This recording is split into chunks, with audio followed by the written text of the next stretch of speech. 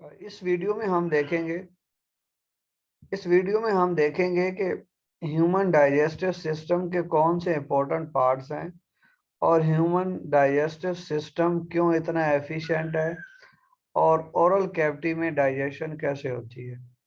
जैसा कि previous lectures में हम देखते थे कि सबसे पहले हम ये डिफाइन करते थे कि डाइजेस्टिव सिस्टम जो है वो क्या ट्यूब लाइक है या सैक लाइक है।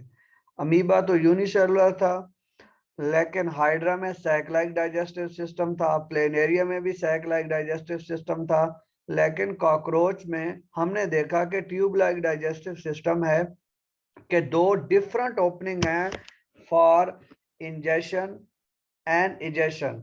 तो यहाँ पे ह्यूमन में भी जो डाइजेस्टिव सिस्टम है ये एक ट्यूब लाइक डाइजेस्टिव सिस्टम है। मीन के एक लॉन्ग ट्यूब है, उसको हम एलिमेंट्री कैनाल भी कहते हैं, उसको हम गट भी कहते हैं।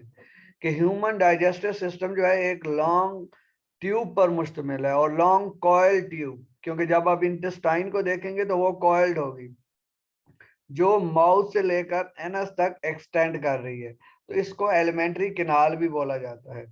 अब जब हम इंपॉर्टेंट पार्ट्स की तरफ आएंगे तो ह्यूमन डाइजेस्टिव सिस्टम के बहुत ज़्यादा इंपॉर्टेंट पार्ट हैं। तो हमने पहले कॉकरोच में भी यही डिस्कस किया था कि जब ट्यूब लाइक डाइजेस्टिव सिस्टम होता है तो वो ज़्यादा स्पेशलाइज्ड होता है फॉर डाइजेशन, क्योंकि बहुत ज़्यादा ऑर्गन्स इन्वॉल्व होते हैं डाइजेशन के लिए। जैसा कि हमने कॉकरोच के केस में 3 पार्ट्स पढ़े थे, फोर गट, मिड गट और हाइंड गट। वो रियली एफिशिएंट थे एज कंपेयर टू हाइड्रा और प्लेनेरिया जिनमें सैक लाइक डाइजेस्टिव सिस्टम है। तो सबसे पहले यहाँ पे हम 5 इंपॉर्टेंट पार्ट्स डिस्कस करेंगे ह्यूमन डाइजेस्टिव सिस्टम या एलिमेंट्री किनाल के। सबसे पहले ओरल कैविटी आती है, जिसको माउथ भी कहा जाता है, जिसको बकल कैविटी भी कहा जाता है। उसके बाद यहाँ पे एक फेरिंग्स भी आती है, लेकिन फेरिंग्स क्योंकि बुक में मेंशन नहीं है। Pharynx is a common opening for food and air, ठीक है। उसके बाद एसोफेगस में चला जाता है फूड, और जो एयर होगी वो ट्रेकिया में चली जाएगी। तो हमने यहाँ पे जो देखना है इंपॉर्टेंट पार्ट, सबसे पहला ओरल कैविटी है जिसको हम बकल कैविटी भी बोलते हैं। उसके बाद जो बॉडी का पार्ट है वो है एसोफेगस, देन स्टोमिक, और स्टोमिक के बाद स्मॉल इंटेस्टाइन आएगी। स्मॉल इंटेस्टाइन के 3 पार्ट्स हैं, ड्यूटीनम, जीजुनम एंड इलियम। तो ये इंपॉर्टेंट शॉर्ट क्वेश्चन भी आ जाता है कि राइट या name 3 parts of small intestine. उसके बाद लार्ज इंटेस्टाइन है। लार्ज इंटेस्टाइन के भी 3 पार्ट हैं, जिसको हम सीकम, कॉलन और रेक्टम बोलते हैं। अब कॉलन के फर्दर 3 पार्ट्स हैं जिनको हम फिगर में भी जाके देखेंगे। एक को हम बोलते हैं असेंडिंग कॉलन के, जो आप देखेंगे कि स्मॉल इंटेस्टाइन से बिल्कुल ऊपर की तरफ आ रही होगी। फिर जो बिल्कुल ऐसे स्ट्रेट हो जाएगी उसको हम बोलते हैं ट्रांसवर्स कॉलन। फिर जो नीचे की तरफ रेक्टम की तरफ आएगी हम उसको डिसेंडिंग कॉलन बोलते हैं। तो यहाँ पे अपेंडिक्स का जिक्र नहीं है, जो कि ब्लाइंड एंड ऑफ सीकम से अराइज होती है, तो वो भी एक इम्पोर्टेंट पार्ट है। गो कि उसका ऐसा फंक्शन नहीं है हमारी बॉडी में, लेकिन वो जब उसमें कोई इन्फेक्शन हो जाएगा तो वो हमारे लिए प्रॉब्लमेटिक हो जाएगी। यहाँ पे 3 ग्लैंड्स का जिक्र आएगा जो अपनी सिक्रीशन जो है वो डाइजेस्टिव ट्रैक्ट या एलिमेंट्री कैनाल में सेक्रीट करेंगी। तो सबसे पहले 3 पेयर्स ऑफ सलाइवरी ग्लैंड्स का जिक्र आएगा। तो ये एमसीक्यूज भी आ सकता है कि 3 पेयर हैं तो टोटल ग्लैंड्स कितने हो गए, 6 ग्लैंड। इनकी हम लोकेशन भी पढ़ेंगे कि 2 जुबान के नीचे होंगे, 2 कानों के पास होंगे और 2 जो है वो जबड़े के नीचे होंगे, ठीक है। सब मैंडिबल, सब मैक्सिलरी और पेरोटिड के नाम से हम इनकी लोकेशन भी आगे जाके पढ़ेंगे। आपको पता है लिवर जो है वो बहुत ही इंपॉर्टेंट और लार्जेस्ट ग्लैंड होगा, जिसकी सिक्रीशन जो आप देखेंगे कि bile, bile pigments, bile salt वगैरह बाइल की फॉर्म में ये सिक्रीट होंगी और गाल ब्लैडर में जमा होती हैं।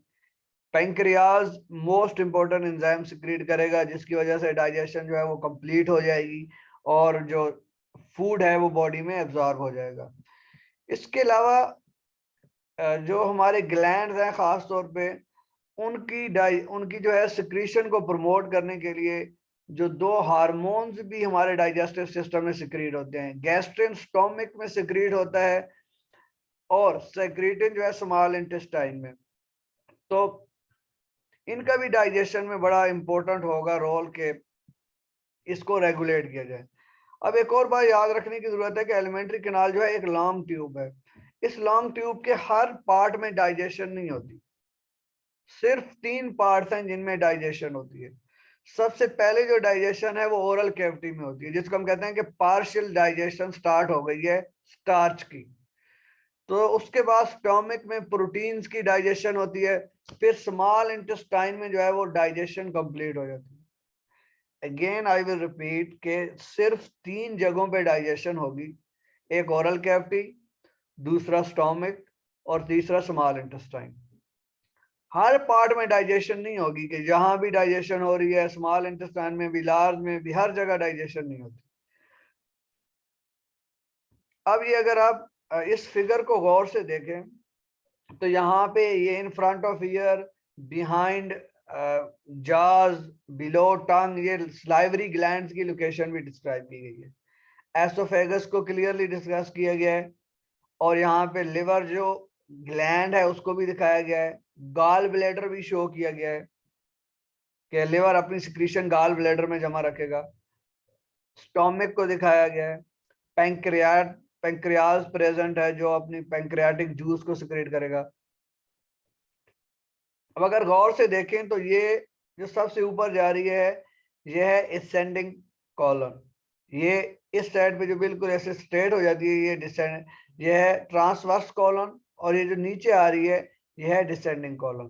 फिर यहाँ पे रेक्टम शो हो जाएगी और ये स्मॉल इंटेस्टाइन जो है वो कॉइल्ड फॉर्म में।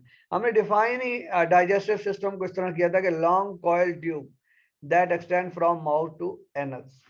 तो डिफरेंट पार्ट यहाँ पे इजीली अवेलेबल हैं। तो सबसे पहले किसी भी सिस्टम को पढ़ने से पहले उसका ओवरव्यू होना चाहिए। रेक्टम में आके सारे फीसेस स्टोर हो जाते हैं। कॉकरोच के केस में भी ऐसा होता है कि अनडाइजेस्टेड मटेरियल यहाँ पे स्टोर हो जाएगा, फिर एनएस के थ्रू इजेशन होगी। अब एनएस इजेशन के लिए है, बाहर निकालने के लिए, और इंजेक्शन किसके लिए है? माउथ है। तो इसी वजह से इस सिस्टम को क्या कहा जाता है? एक ट्यूब लाइक डाइजेस्टिव सिस्टम है। अब हम आगे जाके देखते हैं कि ह्यूमन जो है ह्यूमन का जो ओरल कैविटी है उसमें डाइजेशन कैसे होती है।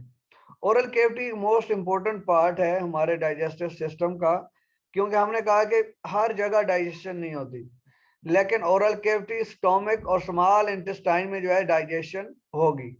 ओरल कैविटी के बेसिकली 4 फंक्शंस हैं। इन 4 फंक्शंस के अंदर रहते हुए ओरल कैविटी जो है अपनी डाइजेशन को कंप्लीट करती है। सबसे पहले फूड की सिलेक्शन होती है।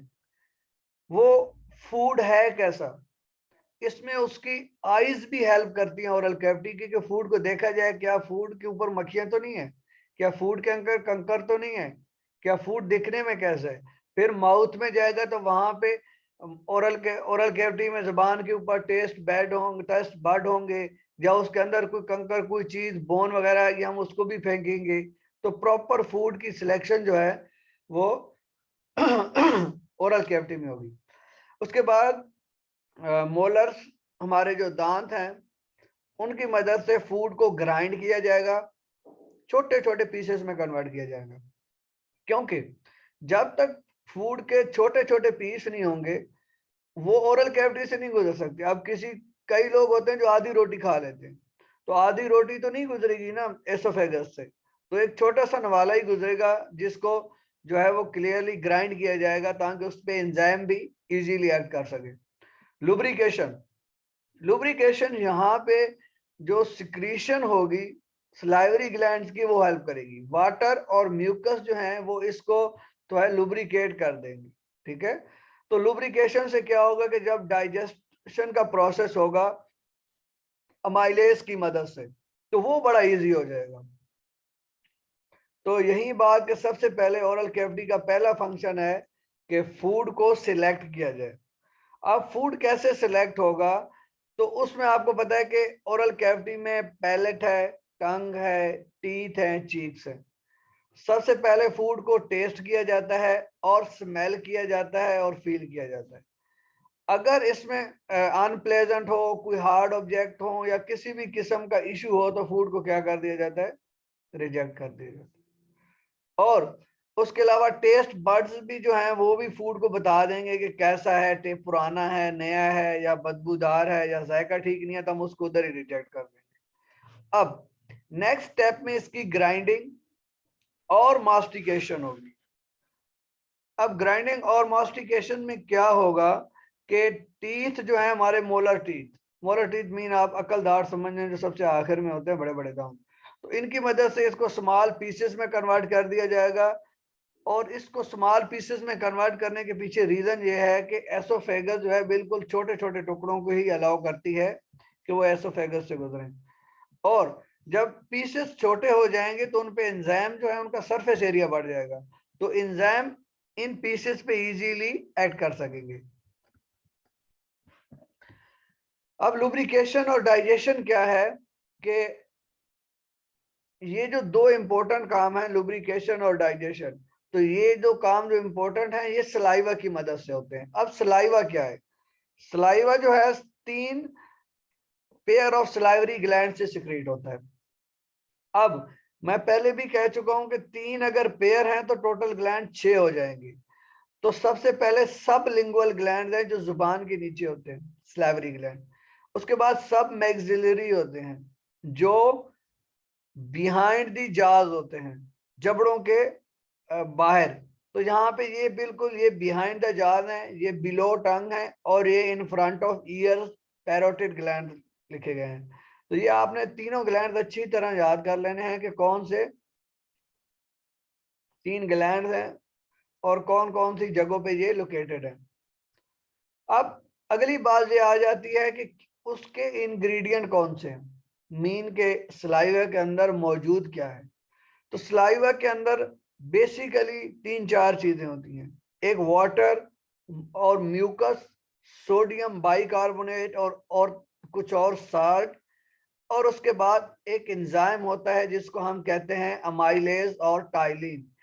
टाइलिन जो है अमाइलेज की ही एक किस्म है।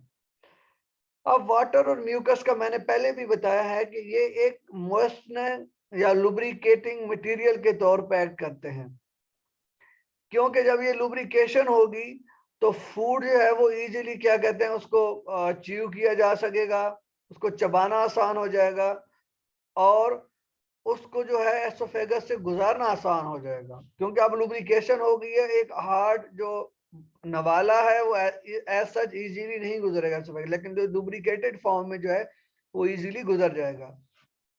अब नेक्स्ट जो है हमारे पास सोडियम बाइकार्बोनेट। अब सोडियम बाइकार्बोनेट, एक तो इनका पहला जो फंक्शन है वो एंटीसेप्टिक है, मीन अगर कोई चीज उसमें आ गई है तो वो उस चीज को किल भी कर सकते हैं, माइक्रोब्स वगैरह को। उसके बाद फूड की जो है वो पीएच को स्टेबलाइज कर देते हैं। जब सबसे पहले सलाइवा रिलीज होता है तो सलाइवा जो अल्कलाइन होता है, एमसीक्यूज भी आ जाता है कि फ्रेश सलाइवा की पीएच कितनी होती है, तो फ्रेश सलाइवा की पीएच जो है वो अल्कलाइन होती है, 8 होती है। लेकिन जब इसमें से कार्बन डाइऑक्साइड निकलेगी तो क्या हो जाएगा, पीएच जो है वो ऑटोमेटिकली ड्रॉप हो जाएगी और 6 पे आ जाएगी। अब इसके अंदर जो एंजाइम है वो कौन से हैं? कार्बोहाइड्रेट डाइजेस्टिंग एंजाइम है जिसको बोला जाता है अमाइलेज और टाइलिन। तो अमाइलेज एक एक टाइलिन एक अमाइलेज की फॉर्म है जो ह्यूमंस और अदर एनिमल्स के स्लाइवा में पाया जाता है। ठीक है, तो आप समझें कि टाइलिन और ये दोनों एक ही चीज हैं। तो ये कार्बोहाइड्रेट को डाइजेस्ट करेगा स्टार्च और ग्लाइकोजन को माल्टोज में। माल्टोज में पहले भी बता चुका हूं ये डाइसैकराइड है, मीन 2 मोनोसैकराइड, और ये 2 मोनोसैकराइड कौन से होंगे? Glucose plus glucose. 2 glucose molecule से मिलकर बना हुआ है डाइसैकराइड है। ठीक है, तो एक किस्म की ये सेमी डाइजेशन यहाँ पे स्टार्ट हो चुकी है। तो हमें ह्यूमन डाइजेस्टिव सिस्टम का ये ओवरव्यू याद रखना चाहिए क्योंकि यही आगे हेल्प करेगा हमें कि हमने आगे जाके लिखना क्या है और कैसे लिखना है।